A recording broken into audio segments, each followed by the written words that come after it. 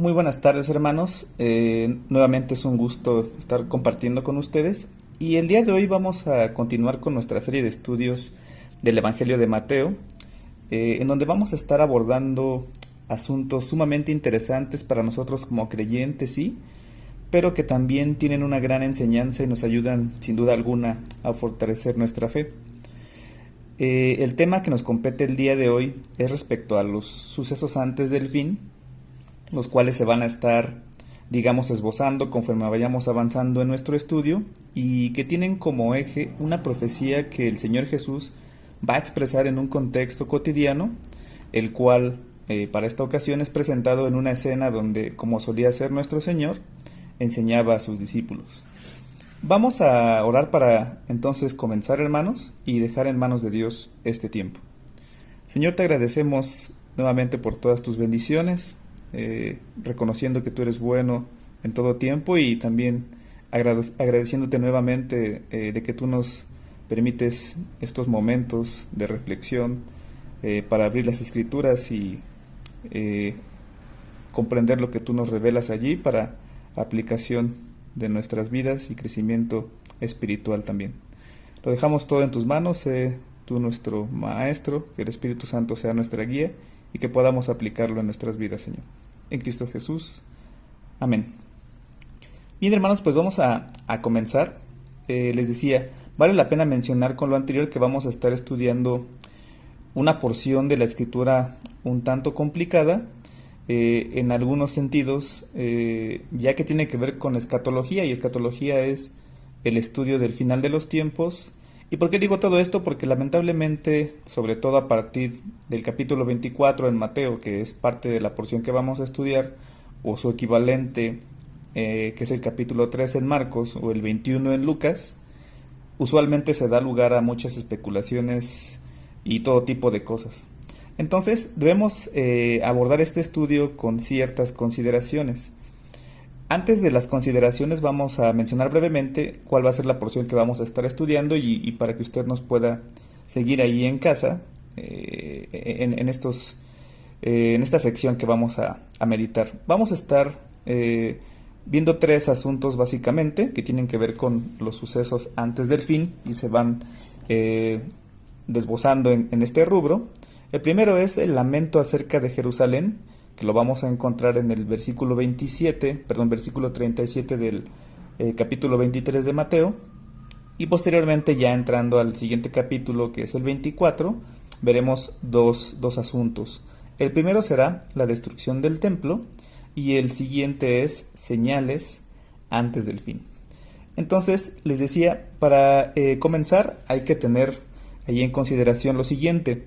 Todo tiene que ser entendido en el contexto en el que está, hermanos. Si tratamos de verlo a la luz de un personaje del siglo XXI, pues estaríamos desvirtuando por completo todo lo que nos dice aquí, porque el Señor Jesús está hablándole a gente que no vio ni aviones, ni helicópteros, ni bombas atómicas, ni mucho menos. Entonces, por tanto, no quiere comunicar eso, más bien lo que quiere decirles es algo que ellos puedan entender.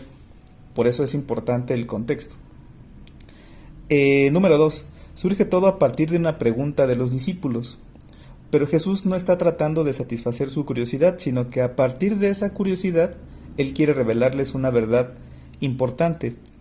Lo mismo sucede con nosotros, hermanos. El Señor no quiere satisfacer nuestra curiosidad acerca del final de los tiempos. Sin embargo, sí quiere usar, o más bien utiliza esa curiosidad para revelarnos una verdad mucho más profunda e importante. Entonces, esa es la siguiente consideración. Y por último, el contexto de este capítulo, hermanos, cabe mencionar que es un contexto judío. Es decir, vemos en la escena unos judíos que le están preguntando a un rabino judío acerca del templo judío y de la nación judía. Entonces, tanto en Mateo 24 como en Marcos 13, y aquí existe un gran debate, pero yo en lo personal lo que veo es que no está la iglesia allí, no veo a la iglesia que esté allí presente, cuando menos en esta primera parte. Más adelante sí la vemos más claramente, que por cierto sería en la segunda parte de este estudio, pero de primera instancia no vemos a la iglesia en esta porción. Eso no quiere decir, hermanos, que este pasaje no tenga grandes aplicaciones para nosotros, como ya lo habíamos mencionado al inicio. Entonces, dicho lo anterior, ahora sí vamos a comenzar con nuestro estudio y por favor acompáñenme al versículo 37 del Evangelio de Mateo, capítulo 23, que dice así: Jerusalén, Jerusalén, que matas a los profetas y apedreas a los que te son enviados. ¿Cuántas veces quise juntar a tus hijos, como la gallina junta sus polluelos debajo de las alas, y no quisiste? He aquí vuestra casa os es dejada desierta, porque os digo que desde ahora no me veréis, hasta que digáis, bendito el que viene en el nombre del Señor. En el capítulo 23, hermanos de Mateo, hay toda una serie de reprensiones, mejor conocidos como los famosos ayes, que el Señor les hace a los fariseos. Después de todas las acusaciones e intentos que ellos hacen para hacerle tropezar, el Señor Jesús empieza a decirles cosas muy fuertes y probablemente eso queda en la mente de los discípulos, porque en aquella época los fariseos eran, digamos, el top ten, ¿no? El ejemplo a seguir, y eran lo que cualquiera podría aspirar a ser. De pronto aparece el Señor y lo que les dice son ayes, son, como les decía, reclamos, ¿no? Reprensiones en contra de estas personas, en lugar de admirarlos. Entonces esto comienza a desconcertar un poquito a los discípulos y lo vemos en el capítulo 37. Ahora vamos a ver el capítulo 24, después de estas reprensiones, cómo es que el Señor Jesús predice entonces lo que va a suceder y va un poco encadenado a esto. Cuando Jesús salió del templo y se iba, se acercaron sus discípulos para mostrarle los edificios del templo. Respondiendo él les dijo, ¿veis todo esto? De cierto os digo que no quedará aquí piedra sobre piedra que no sea derribada. Entonces, ¿qué es lo que está sucediendo, hermanos? Jesús ha hecho declaraciones fuertes contra los fariseos y no solo eso. Después acaba de decirles que el templo, que es el corazón de Israel, porque todo giraba alrededor de los sacrificios del templo, que iba a ser destruido y que Jerusalén iba a ser dejada desierta. Entonces, cuando van saliendo es como si los discípulos le dicen al Señor, ¿no se te pasó la mano, Señor? Después de todo lo que les dijiste y demás, mira los edificios, mira cómo eran. Las piedras del templo, que es este templo, el templo que se construye, hermanos, y que podemos verlo allá narrado en el libro de Esdras, y es un templo muy, muy chiquito al principio, pero luego el rey Herodes lo amplía, lo embellece, lo llena de oro, lo llena de lujos, lo hace muy exuberante. Entonces era un templo que era verdaderamente impresionante. Y aquí apunté que las rocas que conformaban el templo, es decir, los tabiques, medían 15 metros de largo, 7 de alto, 4.5 metros de profundidad. Entonces, a ver, estamos hablando de que eran rocas gigantes para construir un templo muy grande. En cuanto a dimensiones, bueno, medía 457 metros de largo por 365 metros de ancho. Es decir, hermanos, un edificio sumamente grande. Entonces, viendo esta majestuosidad del templo, Jesús les dice que no va a quedar piedra sobre piedra. Además de que en la mentalidad judía, si se destruía el templo, se destruía Israel y eso no podía suceder, era como pues una gran catástrofe para ellos. Ya sucedió con el exilio babilónico, es decir, ya había sucedido antes, había una referencia, pero no podía volver a suceder, ya que el pueblo no estaba en idolatría como en aquella ocasión cuando vino la invasión de Babilonia, que estaban entregados a todo tipo de ídolos, pero ya no era esa la situación, todo eso estaba pasando en la mente de los discípulos. Ahora, ¿qué implica esto? Pues que Jesús está prediciendo todo lo que va a suceder, pero en el año 70. Alrededor de poco más de 30 años de este momento en el que la escritura nos precisa y vemos la escena, el Imperio Romano sitúa Jerusalén y después de un sitio largo, lo que va a hacer es entrar a la ciudad y destruir por completo el templo. Las narraciones difieren entre por qué sucede, pero algunas narraciones comentan que algunos judíos corrieron a refugiarse dentro del templo, entonces los romanos le prendieron fuego al templo y el fuego fundió el oro que había en las paredes del templo Y por tanto, obviamente, después de que se murió toda la gente que estaba ahí refugiada, los romanos entraron y quitaron todas las piedras para sacar el oro que había sido derretido. Y por eso es literalmente que no quedó piedra sobre piedra en el templo que no fuera derribada. Es decir, hermanos, aquí vemos que el Señor Jesús está dando una profecía que en nuestros días es histórica y es real. Y posteriormente vamos a ver en los versículos del 13 al 28 del capítulo 24 de Mateo todo lo que tiene que ver con las señales antes del fin. Y dice así, hermanos, vamos a leerlo rápidamente. Y estando él sentado en el monte de los olivos, los discípulos se le acercaron aparte diciendo: Dinos, ¿cuándo serán estas cosas? ¿Y qué señal habrá de tu venida y del fin del siglo? Respondiendo Jesús les dijo: Mirad que nadie os engañe, porque vendrán muchos en mi nombre diciendo: Yo soy el Cristo, y a muchos engañarán. Y oiréis de guerras y rumores de guerras. Mirad que no os turbéis, porque es necesario que todo esto acontezca, pero aún no es el fin. Porque se levantará nación contra nación, y reino contra reino, y habrá pestes, y hambres, y terremotos en diferentes lugares, y todo esto será principio de dolores.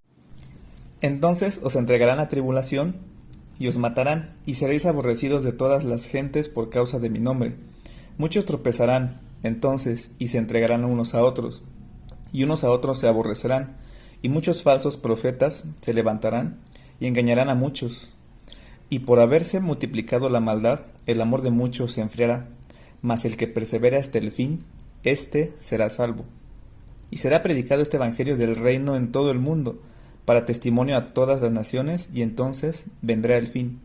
Por tanto, cuando veáis en el lugar santo la abominación desoladora de que habló el profeta Daniel, el que le entienda, entonces los que estén en Judea huyan a los montes, y el que esté en la azotea no descienda para tomar algo de su casa, y el que esté en el campo no vuelva atrás para tomar su capa. Mas hay de las que estén encintas y de las que críen en aquellos días. Orad, pues, que vuestra huida no sea en invierno ni en día de reposo, porque habrá entonces gran tribulación, cual no la ha habido desde el principio del mundo hasta ahora, ni la habrá. Y si aquellos días no fuesen acortados, nadie sería salvo, mas por causa de los escogidos, aquellos días serán acortados. Entonces, si alguno os dijere: Mirad, aquí está el Cristo, o mirad, allí está, no le creáis, porque se levantarán falsos cristos y falsos profetas, y harán grandes señales y prodigios, de tal manera que engañarán, si fuere posible, aun a los escogidos. Ya os lo he dicho antes. Así que si os dijeren: Mirad, está en el desierto, no salgáis, o mirad, está en los aposentos, no lo creáis, porque como el relámpago que sale del oriente y se muestra hasta el occidente, así será también la venida del Hijo del Hombre, porque donde quiera que estuviere el cuerpo muerto, allí se juntarán las águilas. Aquí vemos, hermanos, una pregunta que los discípulos le hacen al Señor, y podemos dividirla a su vez en tres subpreguntas, por decirlo así. ¿Cuándo serán estas cosas? Que es la primera. ¿Y qué señal habrá de tu venida y del fin del siglo? ¿Y por qué preguntan esto los discípulos, hermanos? Pues porque en la mente del judío, como les decía, si se destruye el templo, se acaba el mundo. Entonces, estas tres preguntas incluso son respondidas en nuestros evangelios, en Mateo, en Marcos y en Lucas. Como les decía, en el capítulo 21 de Lucas, a partir del versículo 7, está la respuesta, digamos, a la primera pregunta. Es decir, ¿cuándo serán estas cosas? Y tiene que ver específicamente con el año 70, que era lo que ya mencionábamos. Por otro lado, Mateo y Marcos, en cambio, responden hacia el final de los tiempos. ¿Cuáles son las señales de su venida y del fin de los tiempos? Entonces, para considerar, Lucas está contestando algo cercano al año 70. Y Mateo y Marcos responden algo profético hacia adelante. También vemos que Jesús continúa diciendo en los versículos del 4 al 8, miren, van a haber muchos en mi nombre, pero no les crean. Cuando oigan de guerras y rumores de guerras, aún no será mi venida, no es el fin. También van a escuchar de hambres, pestes, que por cierto esta palabra de pestes, hermanos, se traduce como pandemias, y terremotos. Son cosas que ya estamos escuchando más constantemente en nuestra época. Estamos viviendo aún la resaca de una reciente pandemia. En días pasados nos tocó experimentar nuevamente una serie de sismos y son cosas que vamos a ver más adelante en las cuales hay que poner mucha atención. Porque dice el Señor que todas estas cosas son principios de dolores. Pero ahora, siempre en este contexto surge la pregunta constante. Entonces, ¿las guerras, los terremotos, las pandemias, las crisis son señales ya del fin del siglo? Pues la respuesta es no, hermanos. O sea, han sucedido desde que la tierra es tierra y desde que el hombre corrupto la habita. Siempre ha habido guerras, siempre ha habido hambres, pandemias. Ahora nos enteramos más fácilmente por la era digital en la que vivimos, pero siempre ha habido terremotos, maremotos, todo tipo de fenómenos. Entonces podemos volvernos a preguntar, entonces, ¿qué quiere decir todo esto? Pues que vivimos en un planeta que tiene lava, placas tectónicas y son fenómenos que están sucediendo porque es natural que así sea. Cualquier otra interpretación diferente a esa destruye lo que Jesús dice. No son señales del fin, pero volvemos al punto que les decía, pero sí hay un detalle. Dice guerras, rumores de guerras, nación contra nación, reino contra reino, pestes, hambres, etcétera. Dice que como ya lo habíamos dicho, son principios de dolores. La palabra dolores aquí, hermanos, es una palabra que se utiliza o se utilizaba en esa época para describir los dolores, pero de parto. Es como cuando vamos al médico y solamente le decimos que tenemos un dolor. Para nosotros, pues es un dolor, ¿no? No somos médicos. Pero ya un médico, ya con un diagnóstico, determina qué tipo de dolor es y la causa y demás. Digo, yo no soy doctor, pero hemos experimentado, creo que todos, en alguna ocasión, algún dolor o diferentes tipos de dolores. Puede ser un dolor agudo, un dolor crónico o un dolor inflamatorio. Y varía según la causa, ¿no?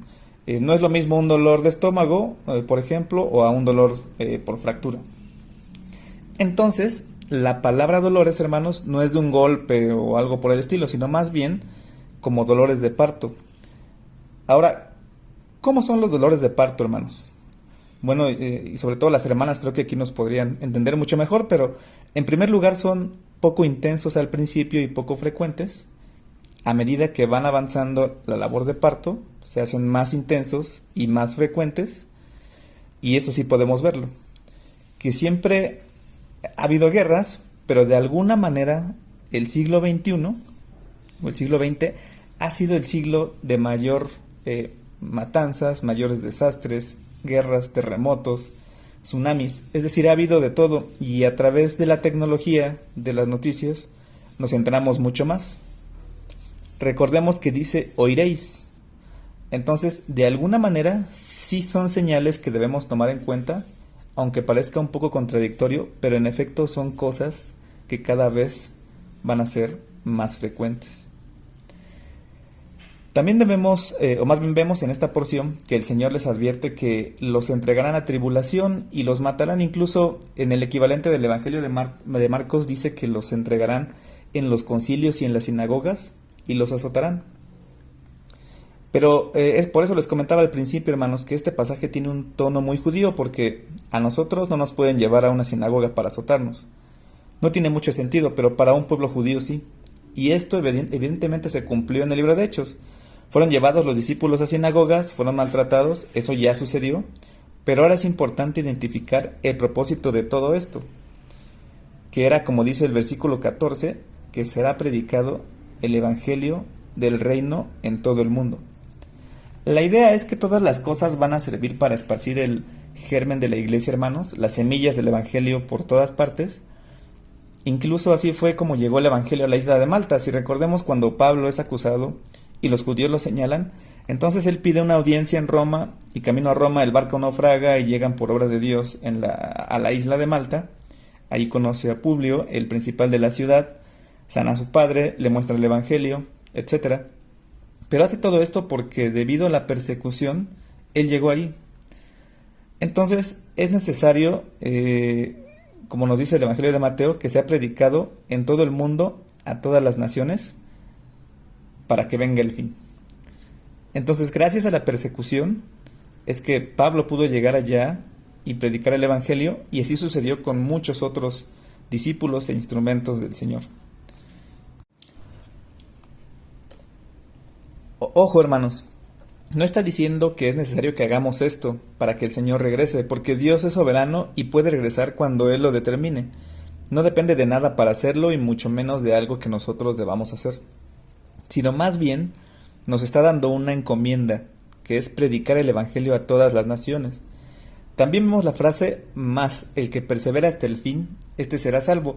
No está diciendo que para ser salvos debemos perseverar, porque eso sería por obras, sino cómo vamos a ver quién es salvo. Pues es fácil, el que persevere hasta el fin, ese será salvo. Ya en el versículo 15 es donde entramos, digamos, a la parte un poco más enredada de nuestro estudio, porque vemos que hace referencia a la abominación desoladora de la que habla Daniel, y luego nos dice el que le entienda. Esto es interesante porque nos dice que no dice el que escucha, sino el que lee. Entonces esa anotación de Mateo y también de Marcos sí es especial para nosotros porque lo estamos leyendo, y para poder entender tenemos que ir al libro de Daniel, particularmente al capítulo 9, hermanos. En este capítulo está una profecía muy famosa y conocida como las 70 semanas, que está basada en una forma judía de contar el tiempo. Los judíos contaban muchas cosas en 7, incluso cuando se habla del jubileo, se habla 7 semanas de años, es decir, cuando hablamos de una semana no se hablan de 7 días, sino de 7 años. Por ejemplo, si pusiéramos el punto de partida hoy domingo 25, no serían 7 días el siguiente domingo 1 de octubre, la semana completa, sino serían 7 años. Por lo tanto, no son semanas de días, sino de años. Daniel en el capítulo 9, versículo 24 dice 70 semanas, no dice semanas, sino 77. Lo vemos en el jubileo, ya decíamos, también lo vemos cuando, por ejemplo, Jacob está sirviendo por Raquel, y Labán primero le entrega a Lea y luego le dice cumple la semana de esta y te daré a Raquel. Bueno, entonces es una forma de contar que tenían los judíos. Y dice el versículo 24 de Daniel, si usted me gusta acompañar, lo siguiente: 70 semanas están determinadas sobre tu pueblo y sobre tu santa ciudad, para terminar la prevaricación y poner fin al pecado, y expiar la iniquidad, para traer la justicia perdurable y sellar la visión y la profecía, y ungir al santo de los santos. Dios está poniéndose él mismo este plazo. Dios decide estar, o más bien de este plazo, y revelárselo a Daniel. Es decir, 70 semanas hay entre tu ciudad y sobre tu pueblo, es decir, Israel y Jerusalén. Esto, hermano, sucedió ya hace muchos años. Ahora 70 semanas, 70 grupos de 7 son 490 años, ya pasaron.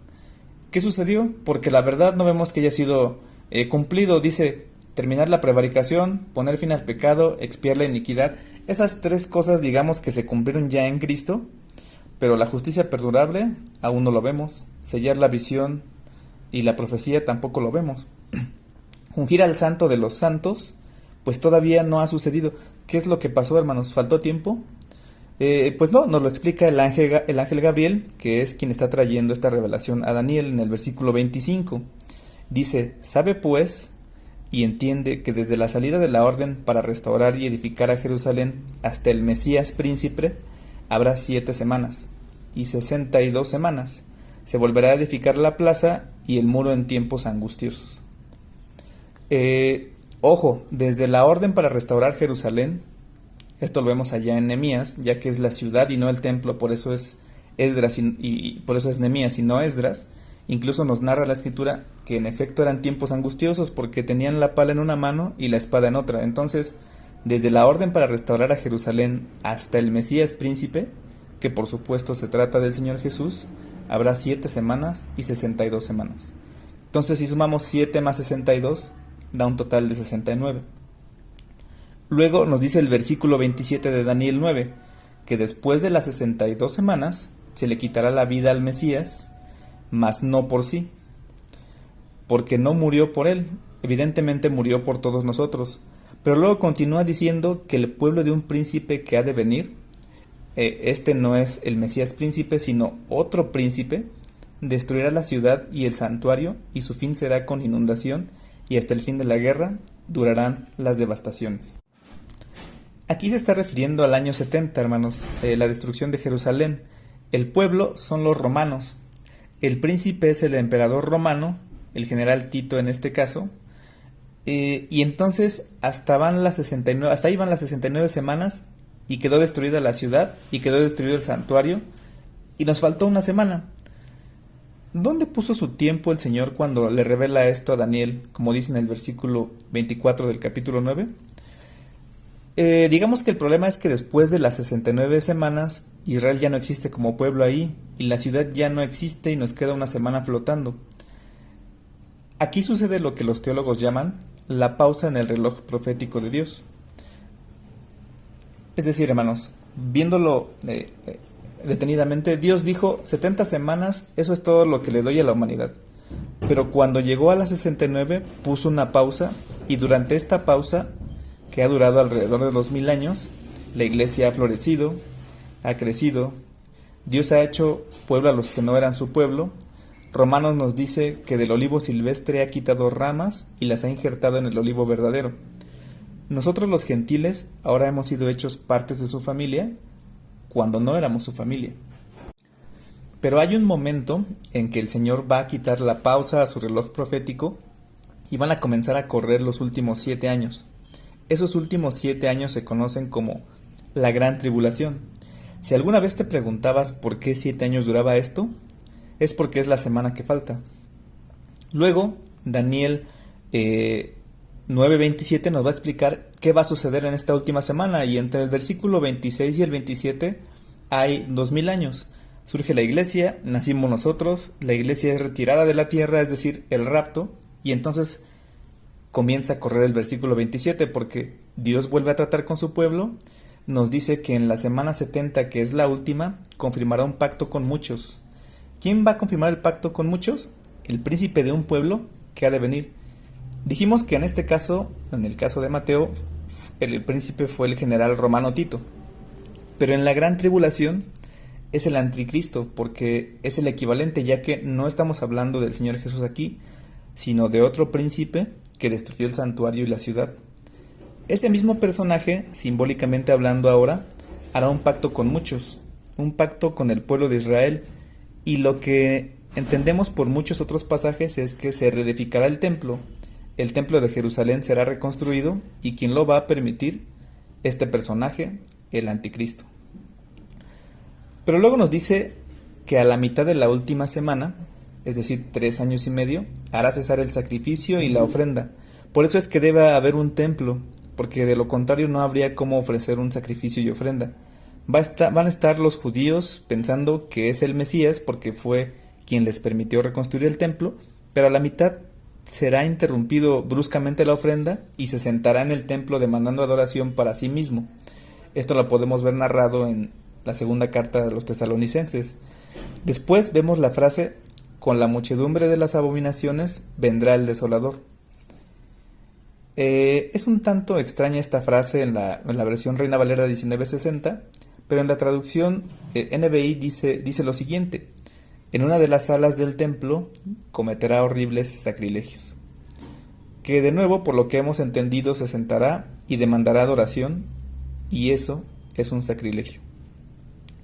Entonces, hermanos, regresando a Mateo capítulo 24, cuando nos habla de la abominación desoladora de la que nos habla Daniel, estamos hablando de este personaje que a la mitad de la semana realizará todos estos actos ya antes mencionados, pero cabe indicar que esta profecía tiene un cumplimiento previo, que es un cumplimiento parcial, que sucede dentro del marco de la profecía de Daniel. Vamos a abundar un poco más acerca de esto, hermanos, en nuestro siguiente estudio, y vamos a ver la conexión de nuestro pasaje de Mateo 24 en relación a las señales antes del fin y también a los acontecimientos previos a la venida del Hijo del Hombre, es decir, a la segunda venida de nuestro Señor Jesucristo. Entonces vamos a terminar el estudio o nuestra primera parte de este estudio hasta aquí, hermanos, y primeramente Dios estaremos continuando en unas semanas. Dios le bendiga.